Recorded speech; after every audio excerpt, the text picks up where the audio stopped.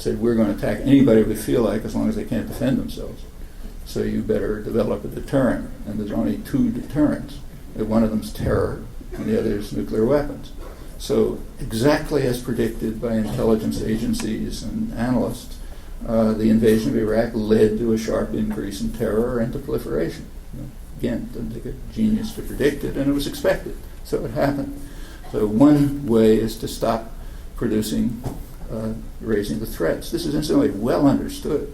One of Israel's leading military historians surely doesn't want Iran to develop nuclear weapons, Martin von Crefeld, said he doesn't know if they're developing nuclear weapons, but after the invasion of Iraq, if they're not developing them, he said they're crazy. I mean, the invasion of Iraq was an instruction. Develop nuclear weapons. Okay, so maybe they're doing it. Step one to do something about the crisis is call off the threats. Get the European Union to live up to its side of the bargain. Firm guarantees on security issues. Second step is to join every other power in the region and most of the world in taking steps to reintegrate Iran within the global economy. Third step is fist bump. Sign, join, stop dividing the international community 174 to 1 and join in the most important, quote von Hippel again, the most fundamental nuclear arms proposal. Yeah, join in that. That would make a big step forward. Fourth thing is pay some attention to Article 6. Stop violating it explicitly and carry out the legal obligation to make good faith efforts to eliminate nuclear weapons. You don't do that, sooner or later the whole place is going to blow up. You can guess when, but it's going to happen. Even steps in that direction would mitigate the upcoming crisis. And above all, you should listen to the words of Mohammed al-Baradei, who said there is no military solution to this situation. It's inconceivable. The only durable solution is a negotiated solution, and in fact it's within reach. It's not utopian. Well, Iran and Iraq are the greatest concerns of the population, probably the least concern of places that get massive coverage is the people in Iraq and Iran. It's too obvious to discuss. What about the Palestinians? Well, that's very much in the news. It's in the news in the context of Israeli interests. So a lot of coverage of the last Israeli elections. The New York Times had a big editorial praising Israel because it said Israeli voters have endorsed the idea of withdrawing from the West Bank. And of course, there was a slight question of borders, but it added figuring out what the borders should look like is the least of the problems. Yeah, from the New York Times editorial office. Who cares? Not when you look at a map. And that's not so simple, because the U.S. press is very judicious in not providing maps. And there's a very good reason. Take a look at a map, whether it's Camp David or today and so on, you see exactly what this magnanimous proposal is. We're supposed to read the Times again, you're supposed to talk about the anguish of the people in the West Bank, namely the settlers. The anguish of the settlers who were subsidized to go off into remote areas and are now being subsidized to go back into the areas that Israel's going to annex, illegally, of course. So we have to worry about their anguish, not the Palestinians. That's the New York Times. Let's take a look at the world's major business journal, the London Financial Times.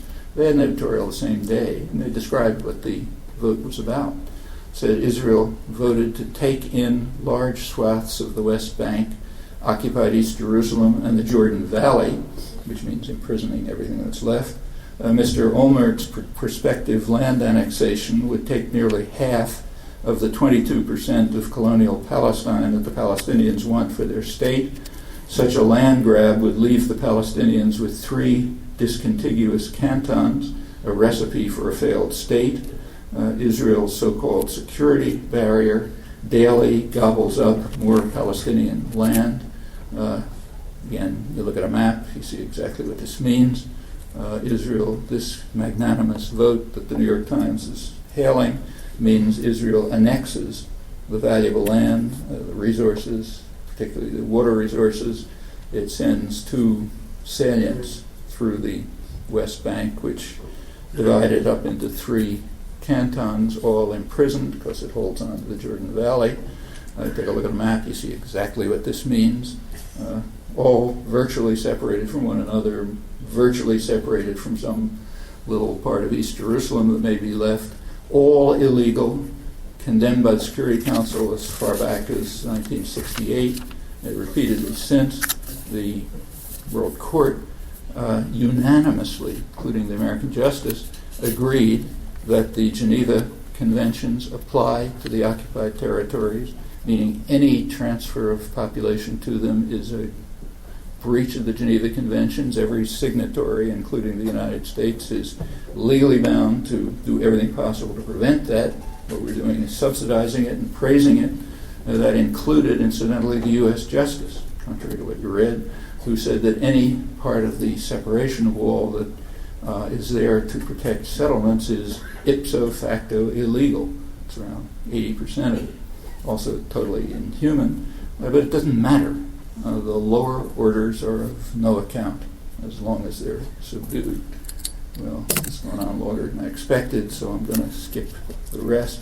I was going to talk about domestic concern, the healthcare issue, which is very severe and extremely interesting, and also about what I think ought to be the leading concerns. I'll just mention what I think they ought to be, that we can talk about if you like. The first one, the most important. Okay, the most important, there are two threats that are literally threats to survival. I mean, they ought to be at the top of anybody's agenda. The most serious of them is barely discussed, except in technical circles. That's the threat of nuclear war, which is imminent and increasing. Just read, people who are concerned with these issues are warning as loudly as they can, from the most authoritative figures you're hearing, conservative figures you're hearing about apocalypse soon, an appreciable risk of ultimate doom, an Armageddon of our own making, and on and on. The reasons are very well understood. The Bush administration's aggressive militarism and what's called the transformation of the military, Rumsfeld's pet deal, now including militarization of space, that has predictable reactions on the part of potential adversaries. They are well understood. They don't say, thank you, here's my throat, please cut it. They respond as they can. And they're not going to compete with the United States militarily. The U.S. economically is just one of several major powers, but militarily it's off the scale. It's about half the military spending in the world. In the militarization of space, which is one of the worst dangers, about 95% is from the United States. Nobody else is even trying. And that's a huge danger. And well understood. That includes so-called missile defense. So they respond as they can, which for most means terror and nuclear proliferation. For Russia, what it meant already is a very sharp increase in offensive military capacity aimed at the United States. It's a serious danger. China has been very conservative so far. It hasn't done much. But it's beginning to follow suit, inevitably, and that has a ripple effect. China increases offensive military capacity. India reacts. Pakistan reacts to India. Pakistan's much more dangerous than Iran, and we're often running, not for long. All of these systems are on hair trigger alert, computer controlled. We know about our systems. They have many errors. And there are thousands of errors where the computers warn of a missile attack, and there's time for human intervention, I think 3 minutes for human analysis, and so far it's always said, okay, it was an error, they didn't blow up the world. Then if the 3 minutes, whatever it is, are over, the president is supposed to make a decision. I think he gets 30 seconds, and that's what the survival of the species depends on. Well, that's our systems. Their systems are much worse. And we're driving them to rely on very deteriorating inferior systems. And the more you get down the level, China, India, Pakistan, the worse it gets. That's what we're driving them to. That's why you hear warnings from people like Sam Nunn, conservative senators, been in the forefront of efforts to stop all this, that we're creating an Armageddon of our own making, and so on. The threat of just accidental nuclear war is severe and increasing as a result of conscious decisions. It's all happening. These are human decisions, they aren't natural laws. That's a real nuclear war. There's plenty of other threats, like a dirty bomb. It's not a major missile attack, it's bad enough. According to U.S. intelligence, their consensus is it's inevitable. Former Secretaries of Defense, like McNamara and Perry, predict that the probability of a dirty bomb in the next decade is about 50%. Richard Garwin, who's a famous physicist, is one of the leading weapons specialists. His estimate is maybe the next 4 or 5 years, that's 50%. And it's well known how to deal with this, along the lines I mentioned. But instead, what we're doing is making it worse. Well, the second crisis, which is a crisis of survival, that fortunately is discussed, and that's environmental catastrophe. You can debate the details, but the consensus among scientists is almost, it's higher than on almost any other topic I can think of. There's an overwhelming consensus. You can find maybe 3 or 4 people who write in the Wall Street Journal, but for everyone else, there's a consensus.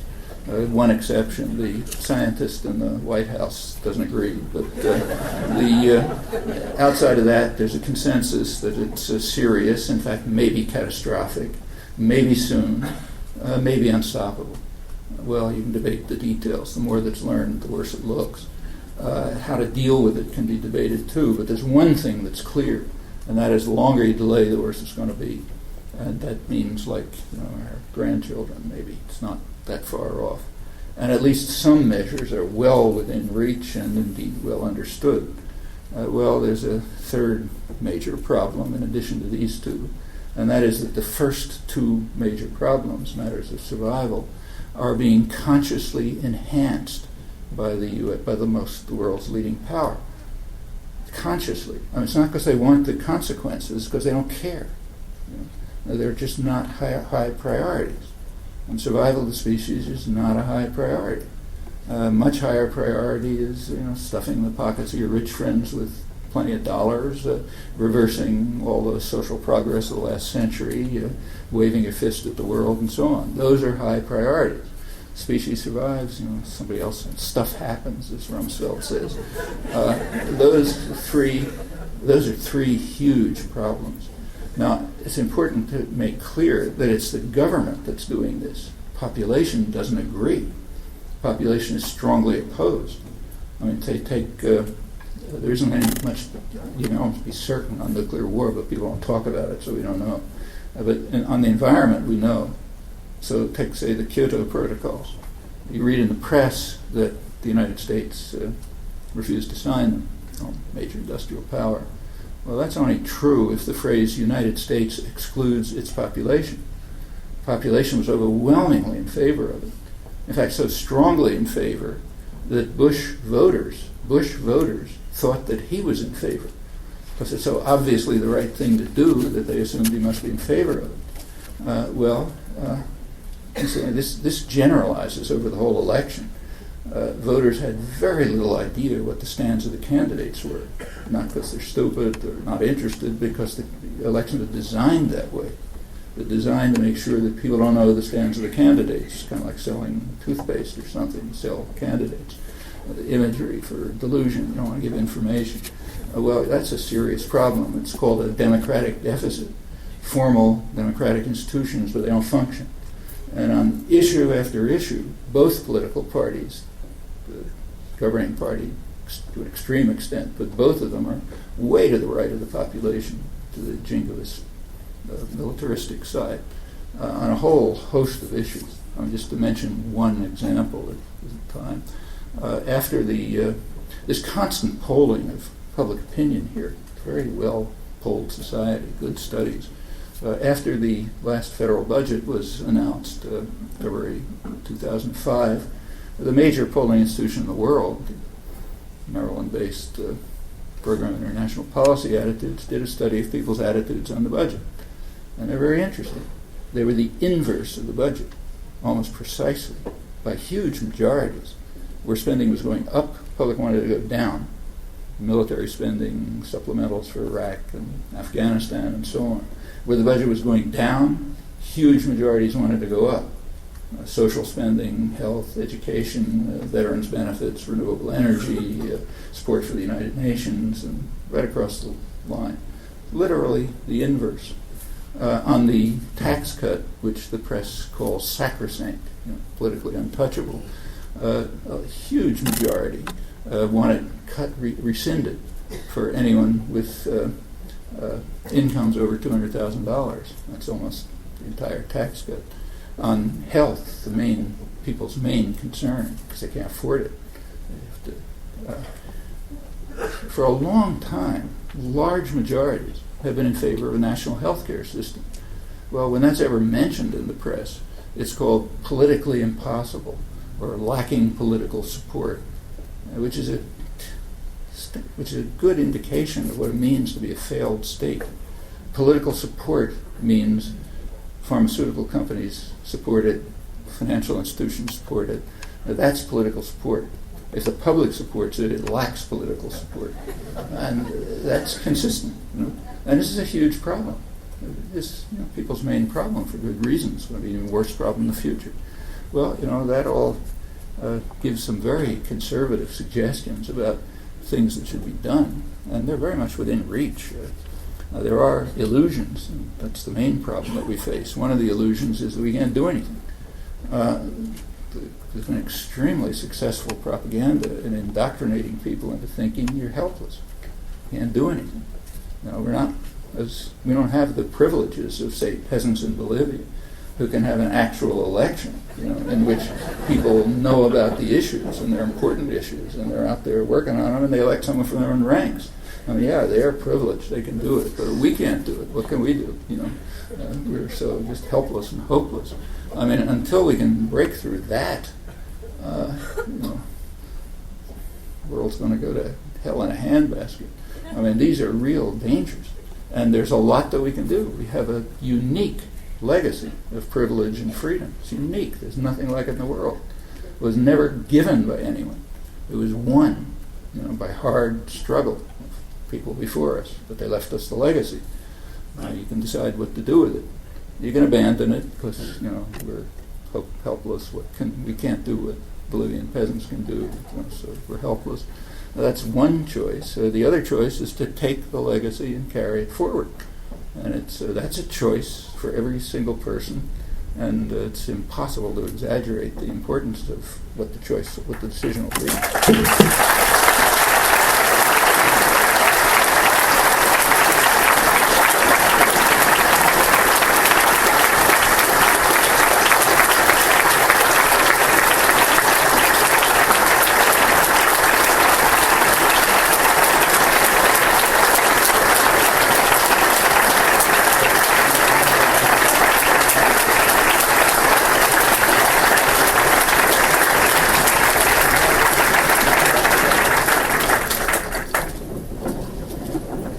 We're going to have some time for questions now. I'm going to ask that you limit your response to a question. Please only ask a question, and then we'll let him respond. So, it's a real quick question. How do you feel being named one of the 100 most dangerous professors in the world?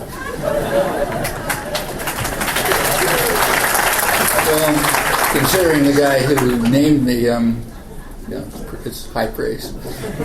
Actually, there are a lot of people who are very upset because they weren't on that list. Actually, what it reminds me of is Ruth Nixon's enemies list, which I happen to be on. But it was a complete joke, incidentally. I didn't mean a thing.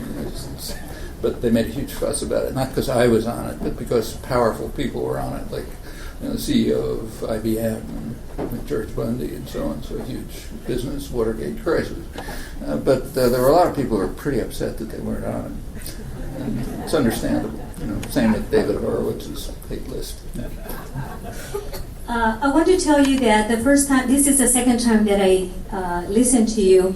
The first time was many years ago. I was a undergrad student at the University of Southern California. And I heard you talk, and you were one of the sources of inspiration for me to focus on the study of American foreign policy. Today, I am a professor here in the Political Science Department, and I'm teaching American foreign policy. Good. So I welcome you here, and I have a question regarding you're the 101st dangerous professor. Yeah. No, I don't think so. I hope not. I mean, I hope not to be on the book. But what would you suggest should be American foreign policy towards the Israeli-Palestinian conflict? Well, I mean, here again, I think that in most of these cases, I think there's a very simple answer, also in that one. There has been an international consensus since the mid-1970s. It is overwhelming. The international consensus is for a two-state settlement on the international border with maybe minor and mutual adjustments that happen to be official U.S. policy up till 1971.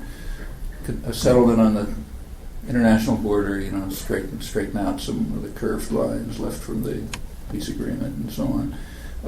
The two states should be Israel and Palestine. There's an overwhelming international consensus. Arab states, PLO, Europe, Asia, everybody, except for the United States. The United States has been blocking it since 1976. 1976 was the first Security Council resolution calling for this. It was advanced by what are called the confrontation states, Syria, Egypt, and Jordan, but the rest of the Arab world, relevant part, joined. It's mostly supported by the whole world. The U.S. vetoed it. Vetoed another similar resolution in 1980. It's been blocking General Assembly resolutions, year after year. The votes are like 151 to 2 and so on. And in fact, I won't go through the whole record, but there's been literally 1 month in the last 35 years in which the U.S. has not totally blocked it. That was January 2001, Clinton's last month. And Clinton's last month in office, he recognized that the Camp David proposals, which everybody had been cheering as magnanimous and so on, were totally impossible. And he made a different proposal, which was then not an unreasonable one. It was vague, but it was sort of toward the international consensus.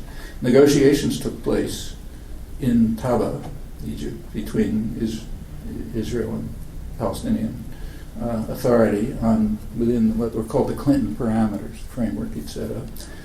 They were coming pretty close to an agreement, which was not far from the international consensus. It wasn't finished, but it was pretty close. In their final press conference, both sides said that if they had a little more time, they might be able to settle it. Well, they didn't have a little more time. Israel called it off. Okay. Then comes Sharon and Bush, and we're finished.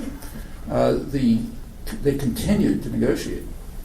It's called Track 2, informal negotiations, high-level people, but not formal.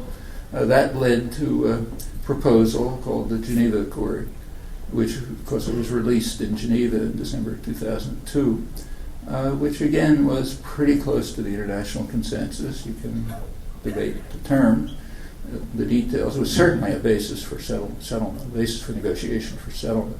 Well, almost the entire world sent representatives or strong support, messages of support. Israel rejected it. The U.S. disregarded it. Didn't even reject it, just disregarded it. So the New York Times had a dismissive article saying it's nonsense. Okay, that's that. It's still alive. They're still working on it. But the more you go on, the harder it gets. Remember, what is the current proposals that the New York Times, in fact most of the press in the West is hailing in the United States, are the end. They're saying, okay, we're going to impose a settlement which makes a Palestinian state impossible. What will be left are isolated cantons, hemmed in, imprisoned, the people can rot or leave and so on. And Israel will take whatever it wants.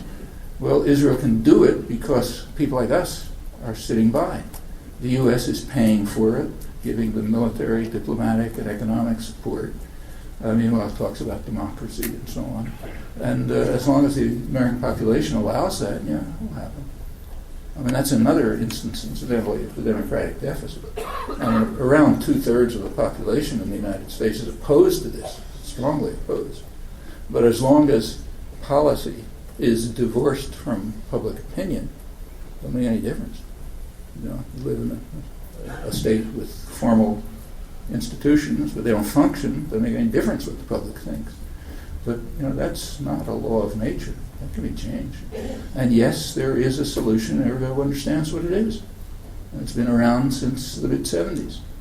And it doesn't get implemented because the U.S. has not permitted it. There's one exception that I mentioned. So yeah, there's a solution. Not a wonderful solution. I don't like it particularly. But it's a lot better than any existing alternative. And it could be kind of like Ireland. It could cut down the level of violence and hostility and anger and so on, and lead the way to a better solution. And for Ireland, it probably means unification, but it's going to take time. And something like that's probably necessary there too, but it's got to go in stages. And the first stage is just to cut down the conflict and the violence and atrocities and oppression and so on and so forth, and that's the way to do it. And it's within reach. It's not utopian.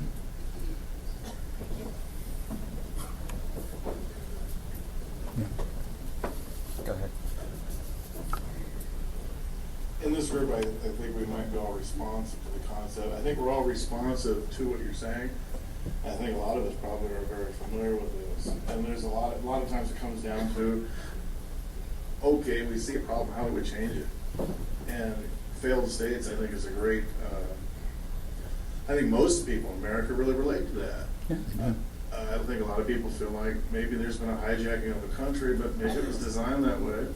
Would you maybe delve more into what you see would be towards a solution?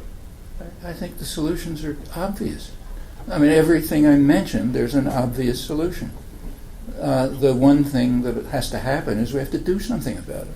And we can do anything we want. We are not less privileged than the living in Kenya. You know? I mean,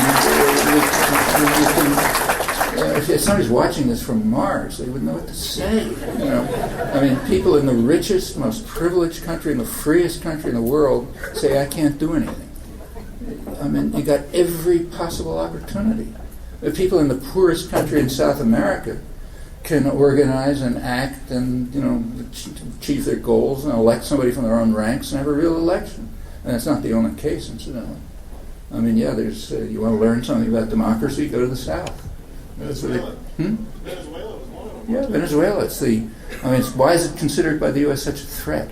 Why is the U.S. running naval exercises off Venezuela and threatening it? Why did the Bush administration try to carry out a military coup to overthrow it? Well, the reason is it's the most popular government in Latin America. I mean, it's good. You know, Latin Americans are actually able to run polls, believe it or not. You know, it's not just us, and they do. You know, good, careful polls. There's regular polling of attitudes towards democracy in Latin America, which incidentally has been declining. Support for it, it's been declining in parallel with the so-called neoliberal measures, for very good reason, because they're all attacks on democracy. So the more you impose those measures, the more support for democracy declines. But there's a couple of exceptions, and the leading exception is Venezuela. In the last 8 years, the Chavez years, support for democracy in Venezuela has gone way up, and now it's far and away has the most support for the elected government in Latin America. So naturally it's a threat. If you really, if you despise democracy, of course it's a threat. And therefore we have to stir people up and try to subvert the government and try to carry out military coups and so on. Yeah, that's right. That's not the only case. I mean, from Venezuela down to Argentina, some really important things are happening. It's the first time in the history of the continent, first time since the Spanish conquest, literally, that the Latin American countries are kind of getting their act together. Up until now, they've been, they're very sharply divided. There's very high inequality. There's tiny elites, super rich, everybody else totally impoverished. But the elites have been separated from one another. So the Latin American countries traditionally have been geared towards the imperial master. That's where they send their capital, that's where their second homes are, that's where their kids go to study, that's what they copy for intellectuals and so on. But not to each other. Even the transportation system has been oriented towards export. There are imports, but luxury goods. Compare with East Asia, we're no richer, but the imports are capital goods, and they can't export capital. Latin America can export any capital they want. Well, they're finally overcoming this. They're beginning to move towards some kind of integration. The Argentina threw out the IMF. It's pretty amazing. They decide we're going to rid ourselves of the IMF, enough of this strangulation. The IMF means the U.S. Treasury Department. It does, literally. And they said we're ridding ourselves of the IMF. They paid off the debt with the help of Venezuela. I mean, Venezuela really is a threat. If the capacity of the U.S. to carry out military action has been reduced, and the capacity for economic strangulation is also being reduced. And those are the two main measures of control. That's why the number of military officers in Latin America, U.S., is probably the highest it's been maybe ever. And why the training of Latin American officers is sharply increasing. I mean, they're concerned, badly concerned. Most of the region's out of control. I mean, what call themselves the Indian population, the indigenous population, are uniting. And that's one of the things that happened in Bolivia. Indian majority voted in their own president. Similar things are just about happening in Peru. Soon happened in Ecuador. Happened a couple of times in Ecuador. And what's more, they're uniting. In fact, there's even calls for an Indian nation. They want to control their own resources. And in fact, a lot of them are saying they don't even want the resources developed. I mean, there are a lot of, you find plenty of indigenous people in, Ecuador and Bolivia who don't see any particular reason why their lives and culture and society should be destroyed so that people can sit in SUVs and traffic jams in New York. Doesn't sound like a great thing to do. Well, that's a huge problem for the U.S., which has been counting on, when you take a look at U.S. intelligence projections, they count on controlling Middle East oil, but using Western Hemisphere oil because it's safer. Well, they've lost. They're in the process of losing the major supplier, Venezuela, because of hostility. Bolivia, next largest supplier of natural gas, trying to control its own resources. I mean, the Bush administration, you have to give them credit for something. They have a talent for alienating allies, which is just unbelievable. I mean, they have even succeeded in alienating Canada. I mean, that is an achievement that, you have to give them gold stars for that. You can't alienate Canada. They've done it. Canada's one of the biggest oil exporters to the United States. Well, the United States lost a series of NAFTA decisions to Canada, and naturally the U.S. just told them to get lost. Well, Canadians weren't too happy with it. In fact, the Minister of Resources, I don't know if he means it, but he said, all right, we'll start redirecting our oil resources to China. I mean, they're happy to have them. If you can manage to do that, you really, as I say, it requires real talent. But they are in deep trouble now.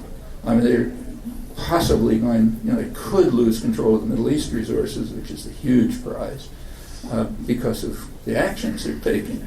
They've alienated Venezuela. They're forcing Venezuela to diversify. China's and others are perfectly happy to move in. Latin America is beginning to unify, independent of the U.S. It's a very dangerous situation. I mean, if there's a tiger running around in your backyard, it's dangerous. If it's a wounded tiger, it's extra dangerous. And that's sort of the situation we're in. And it's something to be concerned about. Mr. Chomsky, just a reminder, we have about 8 more minutes of the question-answer session. Then he'll be signing books for 30 minutes. We're only limited to 30 minutes due to the schedule back there. So let's wrap this up. Thanks. Yeah. Good evening, Dr. Chomsky. After reading some of your books, I get the impression that you have a very dim view of the two major political parties. What are the two? And so I was wondering if you thought that there has ever been anyone to run for president in the United States that has been worth voting for. Yeah, I mean, first of all, this happens to be an unusually bad period. But it's not the first time. There have been other periods like this. And there have been times when it was better, but to tell you the honest truth, I think it's the wrong question. I mean, the way we are trained to think, political participation means you spend most of your life at Walmart, and once every 4 years you go somewhere and you push a button. Okay, that's not political participation. So it really doesn't matter. Again, you can learn lessons from the poorest people in the hemisphere, from Haitians, from Bolivians, others. I mean, like take, say, the Bolivian elections, which happen to be the most recent ones, and really were democratic elections of a remarkable kind. But they did not happen only at election time. I mean, those same mass popular organizations have been doing things for years. I mean, they blocked, it was pretty fantastic, they blocked an effort by the government to follow World Bank orders and privatize water. Privatize water, they tell you in the economics department, that's very important, because then you can get the prices right, and it's more efficient, and so on. There's a little footnote, most of the population can't afford it, but everything can't be perfect. But they just blocked it. They blocked it by mass demonstrations. People got killed, and so on, but they were out there. And the same is true on issue after issue. Well, that's political participation. It's something that goes on all the time. Like when we have had periods of live political activity in the country, the 1960s, for example, which changed the country a lot. But it was not pushing buttons. It was constant action, which did compel some legislation finally. But that was kind of like the icing on the cake. It was the actions that were going on were changing things, changing attitudes, opinions, behavior. Finally led sometimes to signing legislation. And that's happened before. That's where the New Deal came from. Just about everything decent you can think of. That's political participation. We are indoctrinated deeply from infancy to think we can't do anything. Life consists of amassing commodities you don't want. That's life. Anything else is impossible. Okay, as long as you're trained and accept that, and if our leader says something, we repeat it, because that's what we're supposed to do. If you're really going to accept that, then it's hopeless. But you don't have to accept it any more than people here have done in the past. So I don't want to. Elections are not unimportant, but they only mean something if they're coming out of mass popular engagement that's going on all the time. Okay, then sometimes an election represents something that the population wants, but it's the rest of it that matters. I think we're going to take one more question, and then we'll have the book signing. So go ahead, please. Recently, we've seen the government do exactly the opposite of what the population has wanted us to do, and I think that's due to propaganda. But what makes Americans in particular so susceptible to propaganda? Well, first of all, it's not all that different than the rest of the West. The U.S. is kind of a little extreme, but Europe isn't all that different. It's sort of the same. Europe's kind of like a decade behind the United States in the capacity of wealth and power to undermine democracy, to destroy the social market system and benefits and so on. It's moving the same way. What makes people susceptible? First of all, they're not susceptible. For example, in the 1960s, they certainly weren't susceptible. In fact, today, if you really count people, I think there are more people engaged in activism today than there were in the 1960s. There are movements today that didn't exist in the 1960s. Actually, I remember the first time I came here, it was like 20 years ago, I was very struck by the fact here and in other parts of the Midwest by the solidarity movements. These were coming out of right in the mainstream, Central American solidarity movements, Christian evangelical churches and others. That's something new in the history of imperialism. Nobody in France ever thought of living in an Algerian village to protect people. It's like unheard of. Nobody went to a Vietnamese village. People went to Central America, tens of thousands of them, many still there. They're now spread all around the world. Christian peacemakers, others, international solidarity movement. These are very important developments. The first case of real North-South solidarity means something, not just signing a name or marching, but actually participating. That's very real. It was coming right out of the mainstream in the United States, places like this, in fact. And that's grown and continued. The global justice movements, which what are idiotically called anti-globalization movements, it's something totally new. You know, you've never in history had anything like a real international, you know, big mass popular organizations. It's not just the meetings every year in Porto Alegre or Caracas or wherever it is. It's also they're spawning regional social forums, which are doing things all over the place. That's all totally new, hasn't ever happened in hundreds of years of Western imperialism. And it's engaging an enormous number of people. The problem is not that people are passive, it's that they're isolated.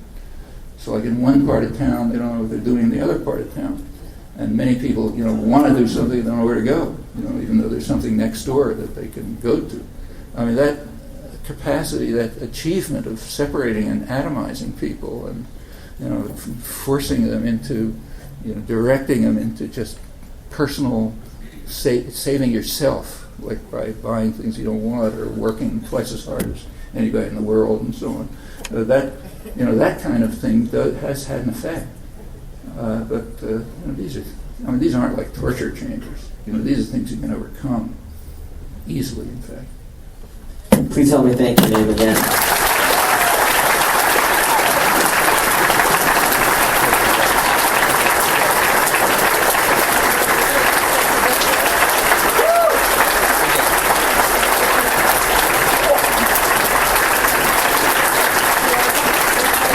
Quick reminder, books are for sale over here.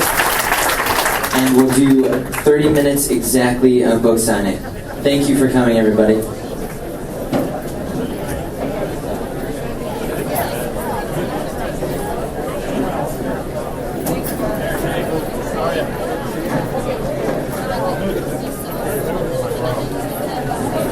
Yeah.